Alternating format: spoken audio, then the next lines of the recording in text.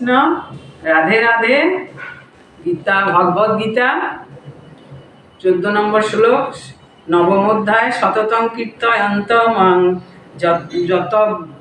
যতন্তশ্চ দৃঢ়ব্রতা নমস্সন্তশ্চ মাং নিত্য ভক্তা নিত্য যুক্তা উপাসতে।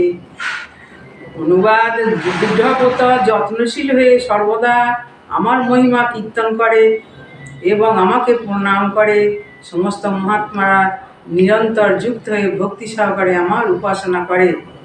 কোনো সাধারণ মানুষকে একটি ছাপ মেরে মহাত্মা বানানো যায় না। মহাত্মার স্বরূপ এখানে বর্ণনা করা হয়েছে।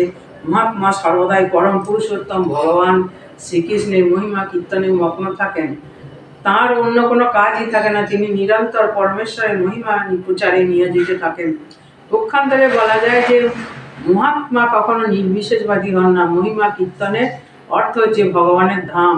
মহাত্মা কখনো ভগবানের রূপ, ভগবানের গুণ, ভগবানের অদ্ভুত চরিত্রে লীলাসমূহ কীর্তন করা, এই সমস্ত বিষয় সর্বদাই কীর্তনীয়। তাই যথার্থ মহাত্মা সর্বদাই পরম পুরুষোত্তম ভগবানের প্রতি অনুরক্ত থাকেন। হরে কৃষ্ণ। রাধে রাধে।